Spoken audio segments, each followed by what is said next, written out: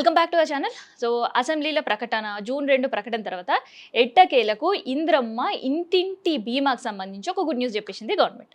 So ఆ పథకం ఎప్పుడు ప్రారంభం కాబోతుంది, ఎలిజిబిలిటీ ఏంటి, అప్లికేషన్స్ ఎక్కడ చేసుకోవాలి, ఇట్లాంటి విషయాలన్నీ కూడా ఈ వీడియోలో మనం మాట్లాడదాం.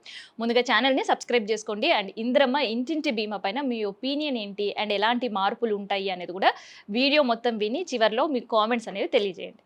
అయితే ఇంద్రమ్మ ఇంటింటి బీమా, సో అసెంబ్లీలో దీనిపైన మంత్రులు చాలా మాట్లాడినరు. అయితే జూన్ 2కు ఈ పథకం యాక్చువల్గా అయితే స్టార్ట్ అవ్వాలి. సో జూన్ 2 నుంచి ప్రారంభిస్తామని చెప్పినప్పటికీ కూడా ఇన్సూరెన్స్ కంపెనీలతో టైఅప్ అయ్యే విషయంలో ఈ పథకం ఆలస్యమైంది. కానీ నవంబర్ 19 నుంచి ఈ పథకం ప్రారంభం కాబోతుంది. సో దీనికి సంబంధించిన ఆల్రెడీ 4,000 కోట్ల రూపాయల బడ్జెట్ కూడా ప్రభుత్వం రిలీజ్ చేయడం జరిగింది. కేవలం కంపెనీస్తో టైఅప్ చేసే విషయంలో లేట్ అయింది. అయితే అన్ని కంపెనీస్ కంటే కూడా ఎల్ఐసి ఆల్రెడీ మొన్నటి వరకు రైతు బీమా పథకం కూడా గత ప్రభుత్వం టైఅప్ అయ్యి ఎల్ఐసితో బీమా చెల్లించింది. సో మళ్ళీ ఆ ఎల్ఐసి కంపెనీతో టైఅప్ అయ్యి ఈ బీమాలు చెల్లింపు జరగాలి, ప్రీమియం అనేది ప్రభుత్వం ఆలోచిస్తుంది. మరి ఎవరికి అవకాశం, ఎంత ప్రీమియం అంటే మనం రూపాయి ప్రీమియం కూడా కట్టాల్సిన అవసరం లేదు.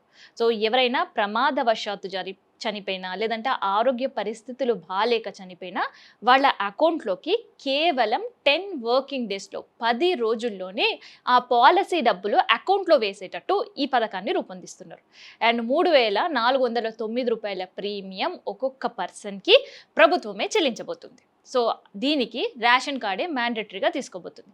సో రేషన్ కార్డ్ 1,15,00,000 రేషన్ కార్డులు ఉన్నాయి. సో దానికి సంబంధించిన దాదాపు 3 కోట్ల మంది ప్రజలకు ఈ పథకం అనేది లబ్ధి చేకూర్చబోతుంది. అయితే దీనికి సంబంధించిన విధి విధానాలు ఏంటి అని అంటే, ఫస్ట్ వాళ్ళ ఏజ్ 18 నుంచి 60 సంవత్సరాల లోపే ఉండాలి. అండ్ రెండోది వాళ్ళు రేషన్ కార్డు దారులై ఉండాలి. అండ్ వాళ్ళ బ్యాంక్ అకౌంట్ సంబంధించిన పూర్తిగా కేవైసీ కంప్లీట్ చేసుకొని ఉండాలి. నాలుగోది ఆప్షన్గా పెట్టబోతున్నారు, అదే ఫ్యామిలీ సర్టిఫికేట్. అండ్ దాంతోపాటు అప్లికేషన్స్ కోసం లబ్ధిదారులు ఎక్కడా పరిగెట్టాల్సిన అవసరం లేకుండా చెయ్యాలి అని ప్రభుత్వం ఆలోచిస్తుంది. ఎందుకంటే మీ సేవ అని, ప్రజాపాలన అని, ఈ దరఖాస్తు అని, ఆ దరఖాస్తు అని ప్రజలు తిరిగినప్పుడు వాళ్ళకి సంబంధించిన అప్లికేషన్లో మిస్టేక్ జరుగుతున్నాయి అండ్ వాళ్ళ సమయం వృధా అవుతుంది అండ్ ప్రజలకి ఆర్థిక భారం కూడా పడుతుంది. అంటే ఆ రోజు ఒక రోజు వాళ్ళు కూలీకి పోకుండా పోతే ఆ రోజు ఆ కుటుంబం ఆ డబ్బులను నష్టపోతుంది.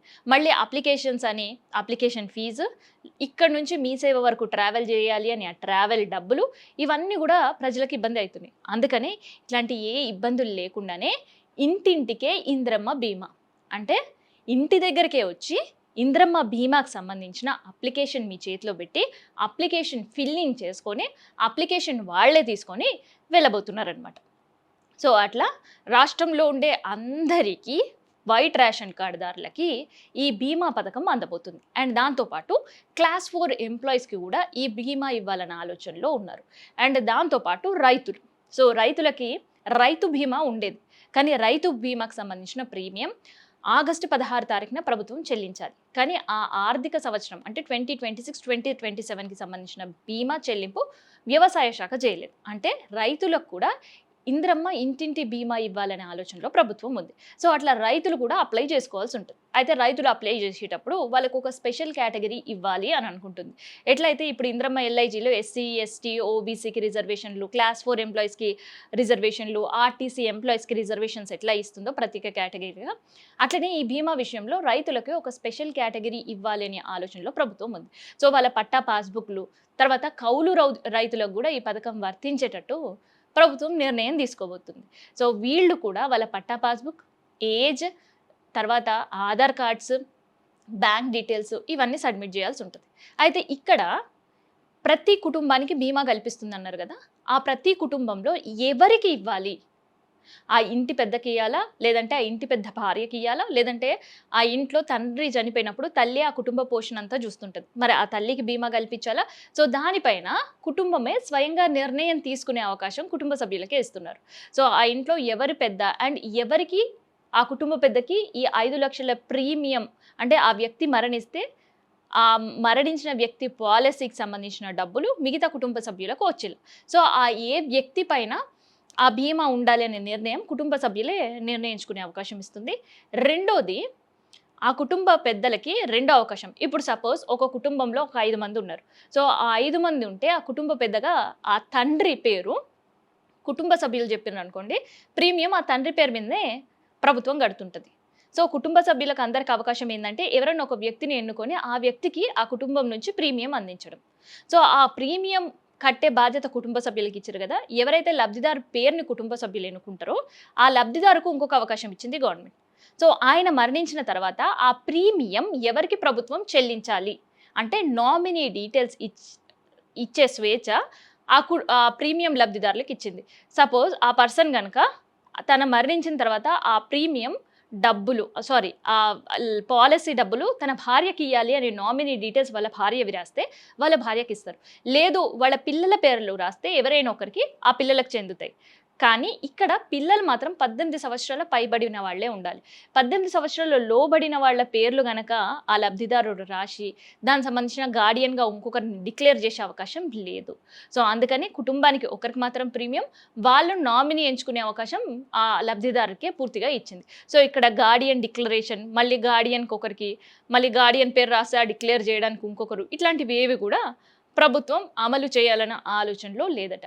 సో, ఇందిరమ్మ ఇంటింటి బీమా నవంబర్ 19థ్ నుంచి స్టార్ట్ కాబోతుంది. సో, దానికి సంబంధించిన విధి విధానాలు, అప్లికేషన్స్ ఇవన్నీ గూడా త్వరలోనే ప్రభుత్వం ప్రకటించబోతుంది. మరి ఈలోపు అప్లికేషన్స్ ప్రకటించిన వెంటనే మనం అప్లై చేసుకోవాలంటే మన దగ్గర ఏం డాక్యుమెంట్స్ ఉండాలి అనంటే, ఇప్పుడు ఆల్రెడీ స్మార్ట్ రేషన్ కార్డ్స్ ఇచ్చిర్రు కదా! ఆ స్మార్ట్ రేషన్ కార్డ్‌కి సంబంధించిన జిరాక్స్ అధికారులు తీసుకోబోతున్నారు. అండ్ కుటుంబ సభ్యులకు సంబంధించిన ఫ్యామిలీ సర్టిఫికేట్ తీసుకోబోతున్నారు. అండ్ ఫ్యామిలీకి సంబంధించిన అందరి ఆధార్ కార్డ్స్ తీసుకోబోతున్నారు. అయితే లబ్ధిదారులని ఎవరినైతే మీరు ఈ పాలసీ ఈ పర్సన్ పైన చెయ్యాలి అని కుటుంబ సభ్యులు నిర్ణయించుకోవాలనుకుంటున్నారో, ఆ సభ్యుడికి సంబంధించి బ్యాంక్ అకౌంట్ డీటెయిల్స్ అండ్ ఆ సభ్యుడికి డిక్లరేషన్ ఇచ్చే నామినీకి సంబంధించిన డీటెయిల్స్. సో, ఆ నామినీకి సంబంధించిన బ్యాంక్ డీటెయిల్స్ ఇక్కడ కీలకంగా మారబోతున్నాయి. అండ్ బ్యాంక్ డీటెయిల్స్‌తో పాటు ఆధార్ కార్డ్. ఈ ఆధార్ కార్డ్ కేవైసీ కంప్లీట్ చేసుకొని ఉండాలి. అండ్ బ్యాంక్ ఏదైతే మీరు ప్రభుత్వ పథకాని కోసం బ్యాంక్ అకౌంట్ నంబర్ ఇస్తున్నారో, దానికి సంబంధించిన కేవైసీ పూర్తి చేసుకొని ఉండాలి. సో, ఇవన్నీ డాక్యుమెంట్స్‌తో సిద్ధంగా ఉన్నప్పుడు మాత్రమే అప్లికేషన్స్ ఇచ్చిన వెంటనే అప్లై చేసుకునే అవకాశం ఉంటది. సో, ఇందిరమ్మ ఇంటింటి బీమా అసలు పథకం అయితే చాలా బ్రహ్మాండంగా ప్రకటనలు చేస్తున్నారు. దీనిపైన మంత్రులు కూడా మాట్లాడుతున్నారు. కానీ ఈ పథకం ప్రభుత్వం నిజంగా అమలు చేస్తదనిపిస్తుందా?